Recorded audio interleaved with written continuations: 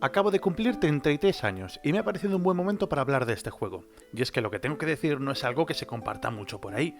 Así pues, invoco mi propio Gomash, que ya me va tocando, y si eres uno de esos 4 gatos que ha acabado en este vídeo por casualidad, esto va para ti. Expedition 33 es un buen juego, pero tampoco te flipes. Y es que me ha decepcionado. No me entiendas mal, ya te he dicho que es un buen juego, pero creo que se nos va un poquito la cabeza al ensalzar sus virtudes, que las tiene, e inventarnos otras que no tiene. Me recuerda un poco a aquella vez que me decidí a jugar Dark Souls 1 y 3.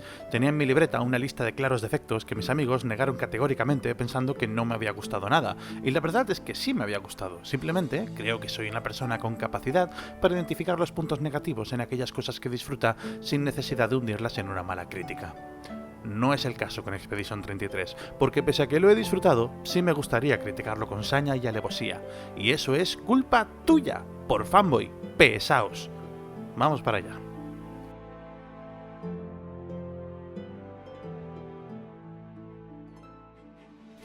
Expedition 33 es una experiencia muy diferente para tipos de jugadores diferentes.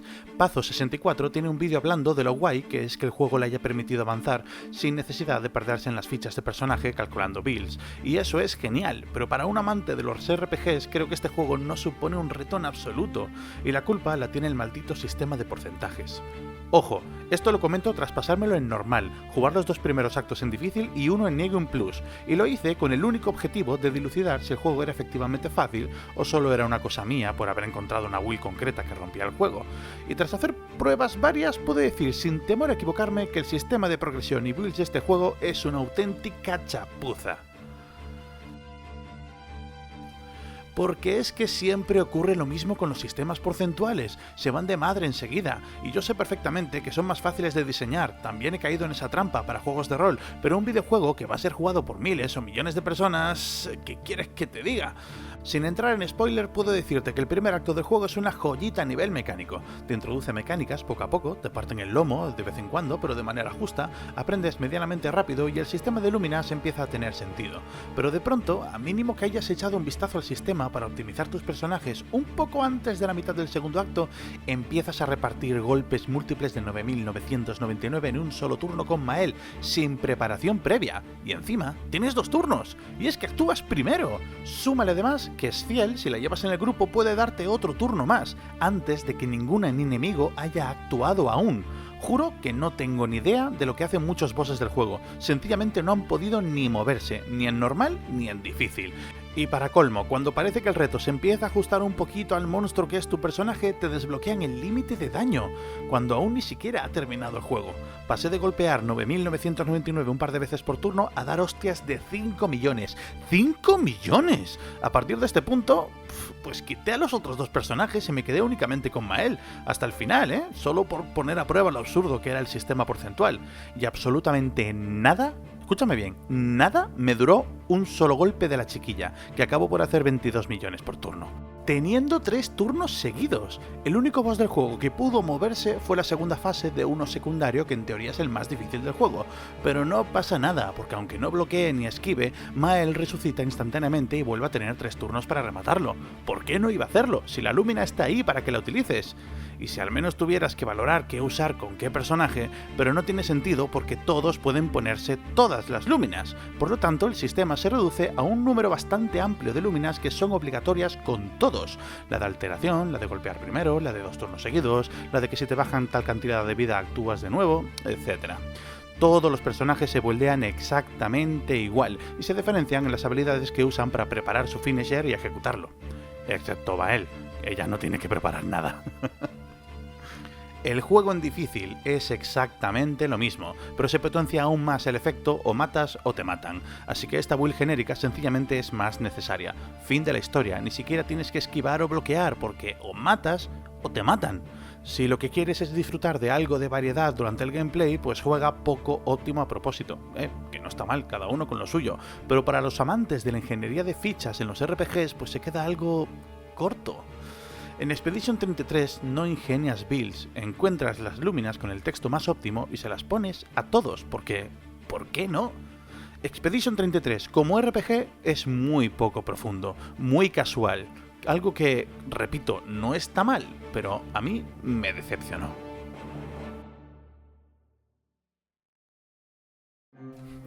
La narrativa de Expedition 33 es una estrella fugaz, no se me ocurre otra forma de definirla.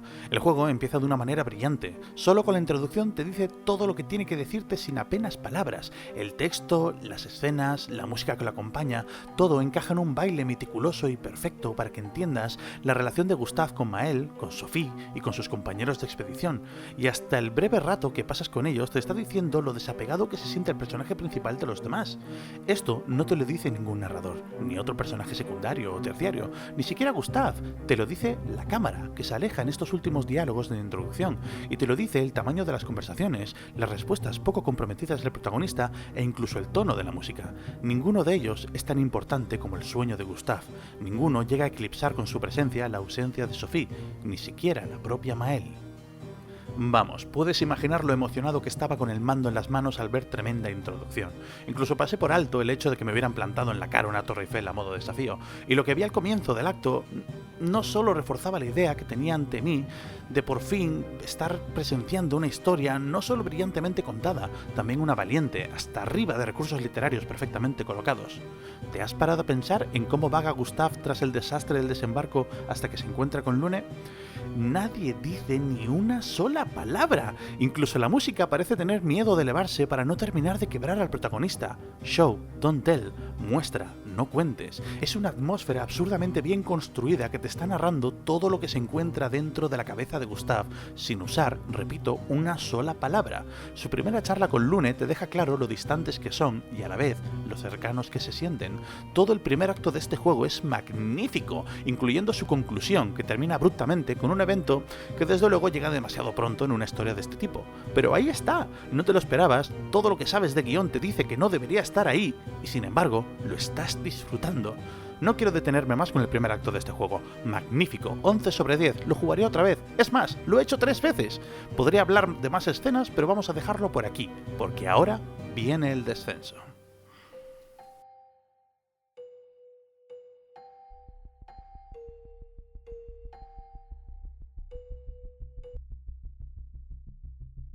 Primero comento algo en lo que no voy a profundizar, y es que creo que he visto pocos personajes tan complejos en su simplicidad como Gustav.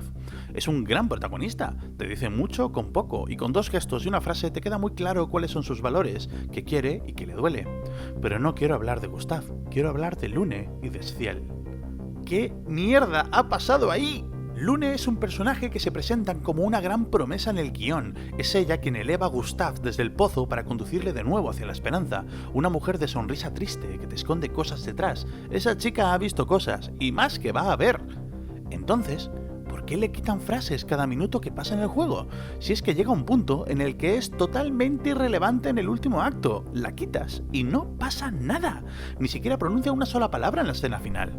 En el acto 2 aún parece que puede que quizá tenga su papel en la historia, pero es que no es así. Ni siquiera tiene un arco de evolución, no aprende nada. Y aunque puedes trabajar un breve romance o una buena amistad con ella, esto se traduce en una misión secundaria de menos de 5 minutos sobre lo que sus padres esperaban de ella.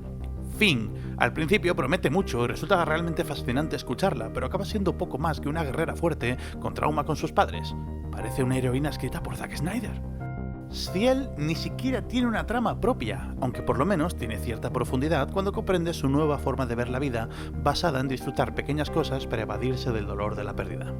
Pero ya está, tampoco aprende nada, no cambia, no evoluciona, simplemente va desapareciendo de escena poco a poco a medida que la historia se acerca a su final, y tampoco es que tuviera mucho tiempo de cámara al principio.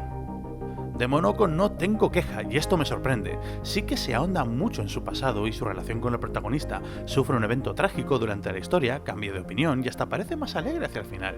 No es gran cosa, pero hay algo, y es muy divertido escucharle. También es divertido Esquier, que aunque resulta un tanto cliché, lo cierto es que tiene diálogos muy interesantes. En este plantel de personajes se ha cometido un grave error, y es que sus protagonistas son muy protagonistas. Se comen por completo la narrativa. Mael y Verso son los únicos que importan en toda esta historia, y ya sé que tiene sentido teniendo en cuenta el final, pero es que chupan cámara todo el rato. Y Verso aún mantiene cierto misterio hacia el final, pero Mael, desde el paso del acto 2 al acto 3, pierde por completo el interés del público. Vamos, creo yo.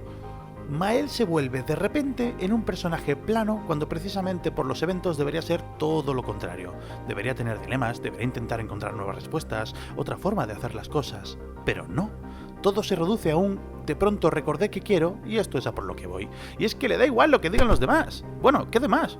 Si es que nadie le dice nada, todos asienten a su nueva determinación y se acabó, que dicho sea de paso es la determinación de una niña caprichosa que no tiene en cuenta nada más. Con un chasquido de dedos tenemos una joven valiente y habilidosa, con mucho potencial pero con miedos e inseguridades, con la capacidad de animar a sus compañeros pero no a sí misma, convertida en una niña consentida que va para adelante sin mirar atrás ni a los lados. Y lo siento, pero no me vale. No me vale la excusa de sus recuerdos para cambiarme un personaje por otro que no tiene nada que ver, que encima tiene la desfachatez de conservar su nombre porque se siente más Mael que otra cosa. ¡Mentirosa! No queda nada de Mael ahí, absolutamente nada. De Verso no tengo ninguna queja. Ha sido valiente ponerlo de personaje principal explicando tan poquito de él a lo largo de la historia, pero creo que ha quedado genial.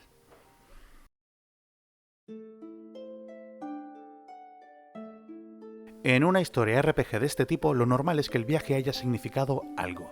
Y esto puede quedar patente de muchas maneras. Se puede recurrir a personajes que se hayan conocido por el camino y que aparecen más tarde, eventos que cambian la perspectiva del grupo, referencias a cosas que hubieran pasado antes en los diálogos entre personajes, o especialmente una evolución patente en los mismos. Pero es que al final de la historia, nada importa. Por eso sabe a poco cualquiera de los finales, porque es que da la sensación de que tarde o temprano hubiera ocurrido exactamente lo mismo de no haber hecho nada. Al final del juego, la sensación que he tenido no es la de que me hayan contado una historia interesante. Es más bien como si hubiera contemplado un cuadro muy bonito durante un tiempo y entonces decidiera irme del museo sin más. Y oye, no ha estado mal, he apreciado el arte que hay detrás. No hace falta que diga que la música es sensacional, y que aunque se nota la mano de la inteligencia artificial, especialmente en los mapeados, la verdad es que el diseño artístico cumple con creces. Hace mucho que no termino un juego, y desde luego hace muchísimo que no hago su contenido secundario, así que eso dice mucho de este título. Pese a lo absurdamente poco desafiante que ha sido la experiencia tras ponerme a leer Luminas, y pese a la decepción creciente a medida que avanzaba la historia, pues ahí me he quedado. Y en definitiva, me ha gustado. Los cambios de guión, que eran previsibles, seguían estando bastante bien contados y los he disfrutado de igual manera. Y el primer acto es que es sencillamente sensacional. Me hubiera gustado escuchar más la musiquita de Game Over porque es preciosa, y ni siquiera los bugs de la recta final del juego que silenciaban la música me han arruinado la experiencia musical sublime. ¿Qué hubiera cambiado yo para mejorar la experiencia? Pues creo que los personajes necesitan más momentos de felicidad o tranquilidad durante la historia, porque el estar constantemente tristes e ir de diálogo trágico en diálogo trágico, pues resta el impacto a esa tragedia. Creo que algo tan sencillo como eso habría aliviado bastante la sensación de irrelevancia que tienen los personajes principales que terminan pareciendo secundarios. También me desharía por completo del sistema porcentual, porque de verdad, acaba igual siempre sin importar el juego. A mínimo que leas un poco, empiezas a acumular 20% sobre 30% sobre 15% y terminas dando hostias de 22 millones, que hacen que hasta el postgame sea un chiste. Si es que he sabido que incluso tuvieron que meter un parche para nerfear algunas cosas. ¿En serio? ¿En un juego single player de rol? Creo que tengo toda la razón con esta queja, pero si alguien me sigue escuchando en este punto y tiene otra forma de verlo, bueno, pues lo leeré. Insisto, aunque creo que ha sido un error hacer que tantas premisas tan buenas y tantos personajes tan a priori interesantes vayan perdiendo relevancia constantemente hasta que al final no importen en absoluto, el juego me ha gustado. De verdad, creo que está muy bien y espero que gane algún premio por su banda sonora. Y precisamente porque me ha gustado me he tomado la molestia de hablar de aquellas cosas que me decepcionaron de él. Simplemente porque pienso que ojalá hubiera sido mejor, incluso aunque sea francés. Yo soy Reed, y por casualidad este vídeo llega a un puñado de gente, este es mi gomash. Hasta pronto, espero. Manda huevos, no me atrevo a subir el vídeo del Joker por si me la pidan y tengo que subir esto.